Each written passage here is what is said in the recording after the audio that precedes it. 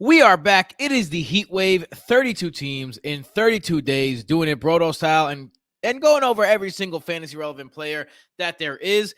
Today, we'll be focusing on the Washington newly named Commanders. I'm your host, the Fantasy Plug, Tim Petropoulos, editor-in-chief of the Fantasy Football by BRoto app. And I am really excited to be joined by these two gentlemen. First, the Dynasty Don himself in the Fantasy Encyclopedia, head writer over at BrotoFantasy.com and the Fantasy Football by BRoto app, Matt Ward, and a special guest joining us again for the third straight episode. Hell yeah. The true value king and director of operations at BRoto and BrotoFantasy.com. And of course, he wears every other single hat in BRoto. He is the Jason of all trades. We tried to we workshopped that, but it didn't work out. The Jason of all trades. Jason, what's up, fellas? What's up? You did it. Yeah, it sounded fun when you said it out loud. It did, yeah. It wasn't bad. All right. By the way, if you're wondering why, and you shouldn't be wondering why, on the bottom here says the FF by BRoto app. Well, you should wait no longer because the Fantasy Football by BRoto app is our baby, and it is free right now. Everyone go download it. It has every single tool you need to dominate fantasy football and become your own expert. Every stat you hear us use today can be found in the app where you have fantasy player cards. Fantasy player cards are basically fantasy player profiles where you have every single thing you need about the player, including their measurables and every single fantasy relevant stat. Fantasy player grades, a BRoto exclusive, usage charts, a start-sit tool, a who-to-draft tool, player comps, consistency charts, game logs, coaching tendencies, podcasts. If you're watching right now, you know podcasts, articles, rankings, waivers, and advanced statistics, including the exclusive statistics, true throw value, true target value, true performance value, adjusted air yards, and my very favorite, true matchup rankings. These are stats that have just been proven and that we keep mentioning. So go check those stats out. This app is free because of our patrons over at patreon.com/BrotoFantasy. A big thank you to our patrons. You are the reason why the BRoto machine keeps pumping. Join now to support the show, the app, and join the best community in the world. For as little as $3 a month, you get extras like an extra waiver show every week, access to BRoto Leagues, proven DFS cash game optimizers, access to cheat sheets, private team consultations, unique fantasy leagues. Does your league suck? This one will not, I promise. And access to the greatest community in the world, not just the fantasy of the world, the world in general, the BRoto community on Discord. If you enjoy the show and you want to become part of the BRoto fam, please, check that out at patreon.com/BrotoFantasy. Today we're jumping into, let's go ahead and take command. The Commanders, the offensive outlook, head coach Ron Rivera and offensive coordinator Scott Turner's third season together. The offense, in my opinion, overperformed, especially when you consider the revolving door at quarterback, the running back health issues that they had last year, the wide receiver health issues they had last year. It was an overachieving offense for the most part, but there's a lot of stink around the Washington organization right now. Last year, 23rd in points per game. They ran 46% of the time. That was top 10 in the NFL. And going into the season, PFF has our O-line ranked 15th. Their additions, of course, new quarterback Carson Wentz, and a couple of new guards, left guard Andrew Norwell and right guard Trey Turner. They also brought in rookies Jahan Dotson in the first, wide receiver. Surprising to see him go as early as he did. Running back Brian Robinson and quarterback Sam Howell as well. Just to throw Sam Howell in there. Subtractions: Brandon Scherf, the right guard, Eric Flowers, the left guard, quarterback Ryan Fitzpatrick, wide receiver Adam Humphries, tight end Ricky Seals-Jones, and quarterback Kyle Allen. So some changes in Washington, but some things that stay the same. The biggest change is the quarterback, right? Carson Wentz got a lot of heat last year because he was unclutched. But if you look at his numbers overall, he didn't light the world on fire, but he was a good quarterback that did not turn the ball over, but he made big mistakes in big moments. So a lot of people are not, he's got a little, you need to buff it to shine it a little bit more. You know what I mean? So with that being said, do you think there's a QB upgrade, first of all? Second of all, how are you feeling about Carson Wentz this year with the Commanders? I mean, it's not that hard to be an upgrade over Tyler Heineke. No offense to Heineke. Heineke had some good games last year. He was fun to watch. Our guy Nolan over at Party Belts is friends with Heineke, so that was pretty cool. We were cheering for Heineke for that reason. But obviously it's an upgrade, but I didn't expect Carson Wentz to like actually be decent at football. When I look at his stats, like the last two out of the last 3 seasons, he's been a top 12 quarterback. Last year he ended as quarterback 12. 3 years ago he ended as quarterback 10. Like I did not expect to see that when I dove into his stats, just because he's just boring. And in between those years, he had quarterback 21 season. Because my issue with Carson Wentz is where's the upside? Because if you look at all his numbers in his life, he's had 38 passing. He's had more than 3,800 passing yards once. He's thrown for over 27 touchdowns once. He's rushed for over 250 rushing yards once. He's rushed over 2 touchdowns once. This isn't a guy who's dripping with upside, regardless of his one almost MVP season like 5 years ago. This is a guy who's super average. And super average in the NFL, when you're out there every week and you have pretty good ball security, you know what? You'll end up as quarterback 12, I suppose. That's just how it works, according to the last few years of evidence. I won't question it, but I'm not taking the chance on Carson Wentz. You can take whatever you want to get from him, his quarterback 12 finish or 13 or 14. I'd rather take someone with upside.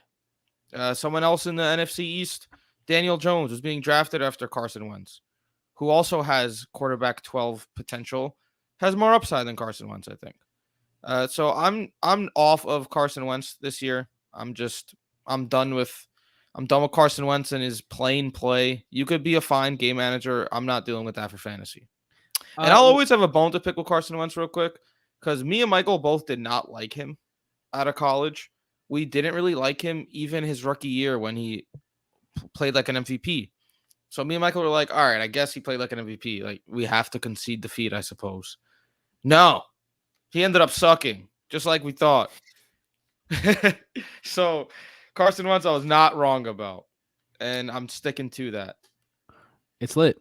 All right, so let's get into the wide receivers that he has to support, all right? Because Terry McLaurin, for everyone's favorite guy to say he would be a lot better if he only had a quarterback. Now he gets a quarterback upgrade. Go and get him Wentz. I mean, Carson Wentz did support Michael Pittman last year, so there is that. You know, let's not give him any. But you also have Dotson on the outside, the rookie. Curtis Samuel still exists, even though he's missed a lot of time. Tommy Brown is still there. Like, how do you feel about these wide receivers, and more importantly than anyone else, Terry McLaurin? Yeah, certainly more importantly than anybody else, because I do not suggest you draft De'Ami Brown. Or, I mean, you know what? Curtis Samuel kind of has like because I think his value, it's in the plus 100s wide receiver. So like Curtis Samuel at that value is like flip a coin. If you're in deep leagues that roster 20 players, like go for it. Why not? He's performed well before. But Terry's the guy. Terry's the guy that all we wanted forever and ever is for Terry to get a quarterback, because he consistently puts up decent numbers and good games and has ridiculous like contested catches and is a great separator and can command, a 41.8% air yard share, which he did last season, and a 24.5% target share over his career, which is like that's all the indicators of a wide receiver one, but he's simply just never been. And I know he's never had a good quarterback situation, but is this really a much better quarterback situation? Like DeAndre Hopkins produced a bunch of wide receiver one seasons with nobody throwing him the ball, like 18 different guys that couldn't last longer than one season in the league. So I don't know if this is really that much of a better situation for Terry McLaurin. And throughout his career, it's 12.6 points per game last season. That was wide receiver 29. 14.9 points per game at his peak in 2020. That was wide receiver 20. 13.7 as a rookie. That was wide receiver 29. So, like, what are we really expecting Terry to do? Command twice as many targets as he has his entire career? He's already had 130 and 134 in Command. back-to-back seasons. Exactly. I did that on purpose. Are we really expecting him to command like twice as many targets as he's ever had? Or, I mean, I shouldn't say twice, but speaking in hyperbole, obviously. But is that really what we're expecting of Terry McLaurin? He's not somebody that I'm necessarily fading, but I'm expecting a wide receiver 24 points per game finish. I'm expecting Terry McLaurin to be Terry McLaurin. Ooh, so Matt, animated. Gotta love. I mean, I animated. don't love think we can animated Matt. expect anything else. Like, it's not like he's getting Patrick Mahomes. Like Carson Wentz was, bottom 15 in true throw value last season. And it's not like the Commanders have a better offensive line or better surrounding weapons or more looks to take away. Like, the Colts were a better team than this team is on almost every aspect. You could argue that Michael Pittman's a better receiver than Terry McLaurin is. So if you had a chance to, so Dotson, Samuel, all these guys, Brown, you're not even I touching love them with Jahan 10. Dotson. Yeah. Okay. But Oh, that's all a right. dynasty take. That's Okay, a dynasty take. So tell us about this Han Johnson dynasty quickly, because are you taking him in a redraft this year? That's a rookie flyer that I'm interested in. Okay, for sure. Go ahead. Go ahead with us. I would. I think it just kind of comes down to his profile and essentially what I just explained about that offense is they need a wide receiver too. They need somebody to take a larger approach to that offense, and they think that Carson Wentz is an upgrade. So they want to pass a little bit more because they couldn't last season and their defense kind of struggled. So they had to, but couldn't succeed with it. So I like Jahan Dotson as like a Deontay Johnson light. And I mean, look at Deontay Johnson's rookie season. It wasn't that great, but that's what I mean is I really do think that he is get 100 targets on 100 slants and do damage with them. He had a massive 44.3% overall weighted dominator rating in college, 32.5% target share, which is a 96th percentile target share. Like, the kid is a target hog, but on a quicker seams on quicker routes. So if Washington is forced to play from behind again and kind of forced to turn up their passing tempo and saying that Terry is Terry, yeah, I think you could get some decent weeks, some decent flexes out of Jahan Dotson, and he could potentially become a big riser as far as this rookie wide receiver tier is concerned from the 2021 class. And I do want to follow up on one thing Matt said when he was talking about Carson Wentz and that he was not short of weapons last year with Jonathan Taylor, Michael Pittman. But let's also discuss the fact that the Colts have a great offensive line.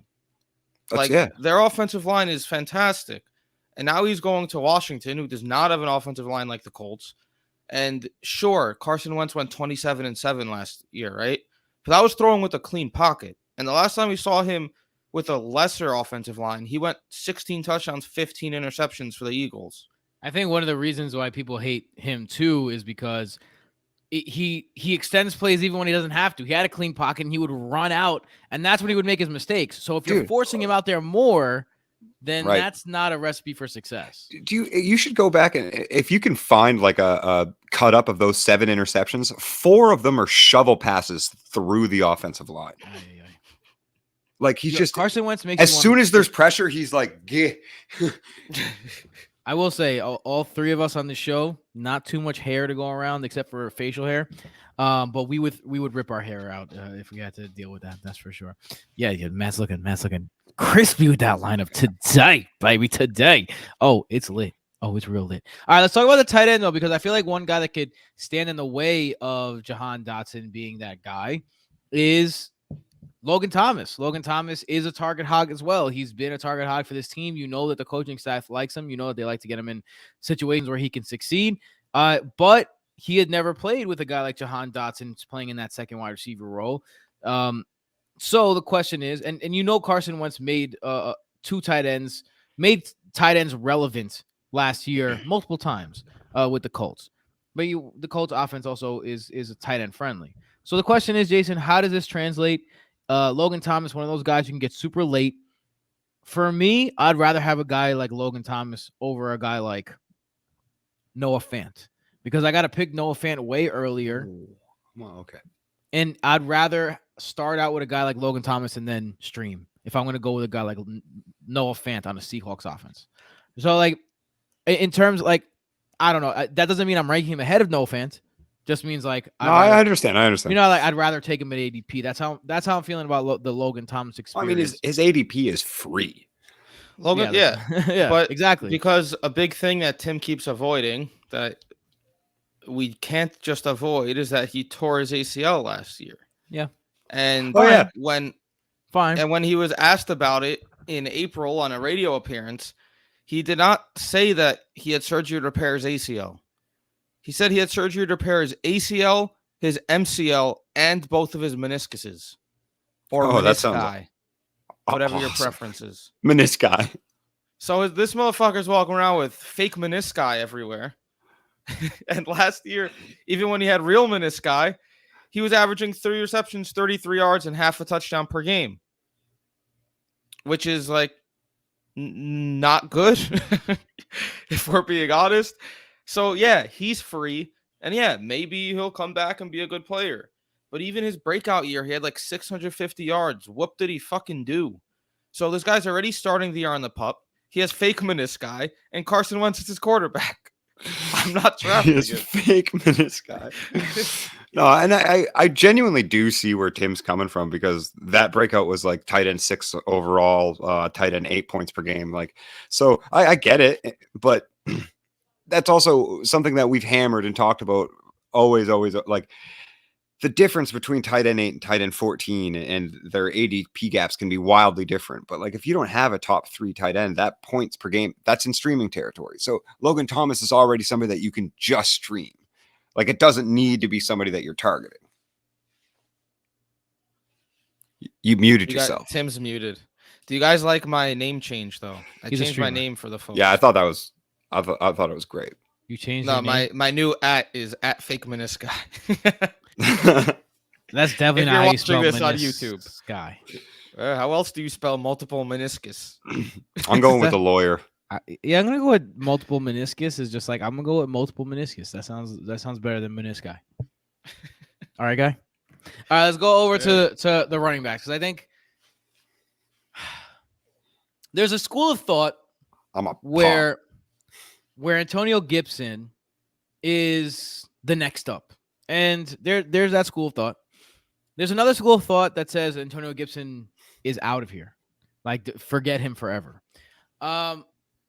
I'm thinking that somewhere in between. Here's why Antonio Gibson scares me.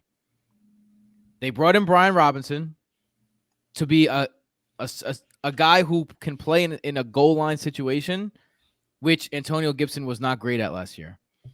Then J.D. McKissic gets signed away, and what we all thought was going to happen was like, yes, this is it. Antonio Gibson's going to be the pass catcher, just like he was in college. It's going to happen yet. And then J.D. McKissic's like, nah, I'm coming back. And they went out and they recruited him. They gave him more, like, they wanted him badly, this coaching staff. So that shows me that they don't think that Gibson's capable. So you got a guy taking the running back. I mean, the pass catching work. You got another guy potentially taking the goal line work. What does that leave you with? 20 carries for 92 yards for a total of 9.2 fantasy points for Antonio Gibson a week? Like, color me not excited. You know, you're looking like Damian Harris minus the touchdowns, right? So, but then again, there's a school of thought where Antonio Gibson goes crazy, and Brian Robinson doesn't have a role, and he does score those touchdowns. So, you know, I'm on the fence right now. Matt, your facial expressions during this rant have been incredible. I'd like to know the words behind those expressions. All right. Brian Robinson is where I want to start, because that is one of the least productive collegiate backs in a Nick Saban Alabama offense in the history of Nick Saban Alabama offenses. That kid took 5 years to be able to even touch the football to relevance. It took Najee Harris getting out of the way. It took every other Bama running back getting out of the way, because he stayed in that school for 5 years, and he still only had just over 1,000 yards on 300 touches. So let's get out of here with Brian Robinson being anything more than a goal line back, because that's it. That he might steal some inside the 5 or 5 yards to go or 3 yards in a cloud of dust. We need a first down. Like, yes, he can steal some of that work, but he's never going to be anything more than that dude for me. And I could be wrong, because you know who I was wrong about was Antonio Gibson, and I think it's time to admit that now. I think Tim kind of nailed it. I don't think it's he's done, and I don't think it's he's the next CMC. I do think it's time to adjust and stop looking at his collegiate profile like he can be the next CMC. Because, I mean, for one, like, what are we doing? He didn't play running back in college. Like, Kenny Gainwell was the running back in Memphis. Antonio Gibson was a wide receiver that he converted like in the middle of his draft process. And all of a sudden you just started testing with with running backs, and everybody was like, all right, cool. But that being said, he did have a ton of volume last season, even in an injury like riddled season. And I know that some of his efficiency was probably dwindled because of the volume, but like, it's so hard to project Gibson into RB1 territory anymore. 250 rush attempts, only 4.0 yards per carry, 137 yards, awesome, 10 touchdowns, like 14.3 points per game, which equated to RB17. He's was fourth in total carries, but couldn't like break anywhere near the top 20 in rushing efficiencies. So like yards created per touch was 33rd. Production premiums for those like that are his, what I'm trying to say is when he is earning his yards and earning his touches, it's through a extremely volatile and unpredictable method. He's a breakaway runner. He's a breakaway runner that isn't really able to command a 70% opportunity share in an offense, which is what we want. And we want to see that come from his receptions. It's just, I'm basically like arguing with myself because I want to say that Antonio Gibson is a good pick and he's still somebody that I'm really high on. And it's even hard for me to like get the words out because I like Gibson as a prospect. I like him as a player. I like watching his game. I think his ceiling is legitimate, but I don't think that offense is what you want to be investing in when it comes to a running back that needs 10 touchdowns just to be RB17 in points per game. Big time Miles Sanders vibes coming out. Yeah, like, and that's, you know what, that's it too. And I that was actually like when I'm looking through the projections here, like that was exactly where I had it too. And we had just done the Eagles episode, and it was like, wow, like it's so hard to not want to be in on Antonio Gibson anymore. But I don't think that I am. So let's talk about the Kenny Gainwell of this offense. In the last 3 seasons, so since 2019, only 7 running backs have caught at least 148 balls. Those running backs: Ezekiel Elliott, Alvin Kamara, Austin Eckler, Christian McCaffrey, Leonard Fournette, Aaron Jones, J.D. McKissick. This guy has been as prolific a pass catcher as anyone in the league over the last 3 years. Now, he doesn't get any carries, so it's only pass catching, so you're only interested in PPR leagues. But this is the type of guy that you can get very late, and you can put him in your flex, and you could start him, and you could probably bank on like 10 points a week ish from Mr. McKissick, who's going to be involved in the offense. So how do you feel about JD and spending a late round pick on him? I feel really great about it. Yeah, there's a way to bring up my spirits and be a little more positive. Yeah, it's and that's a big reason why Gibson just has never become what we wanted. And even though he was a prolific wide receiver in college, he's being stumped by a prolific NFL receiver at the running back position, and that's J.D. McKissick. And points per opportunity excluding touchdowns is something that I always like to look at when it comes to running backs, and it's something that has always been highlighted on the BRoto app as well. And JD is always at the top of the league because of that pass catching. So he's scoring. You don't need, like what I was saying with Gibson, where you need him to have 15 touchdowns to break that RB1 territory. And in this offense, that's probably not happening. With McKissick, you don't need him to have any touchdowns to break into RB3, RB2 flex territory because of how highly efficient he is with every single touch. And yes, like production premiums with PPR and half point receptions, he's going to be worth a little bit more than a standard league because we're not talking about touchdowns and rushing yards. But JD McKissick as a late round flyer at running back that you're going to be able to play every single week at flex, that is going to get an increased opportunity if Antonio Gibson continues to deal with that foot injury, or if Brian Robinson is what I think he is, which is essentially nothing. Like, we're not going to get a massive workhorse role from McKissic, but his role is clearly defined as the number one pass catching back in whatever offense he is on, and any increased rushing is just icing on the cake for him. You should never question if McKissic is sitting there at RB 43, should I take a shot on JD always? Like, that's because he's never been anything but what he is, which is a highly efficient pass catcher. And I would be remiss not to quote Michael on this, because Michael is a best ball whiz. He's writing a guide on it, which will probably be out by the time this podcast is out. It will most definitely be out by the time this podcast and is it's fucking brilliant. And to quote one of Michael's tweets, JD McKissic did exactly what drafters wanted him to do last year. Several top 15 finishes, more than half his games top 30. The only issue was his injury. He just got paid to keep the same exact role, but he has fallen several rounds in ADP. Draft the man. With proof that Michael is following this concept with a 37% ownership of JD McKissic in underdog leagues. That makes me even more confident. And yeah, I agree. That leads me into my hot take. Let's get into the bold predictions. Remember, don't hold us to these. These are purposely a little hot.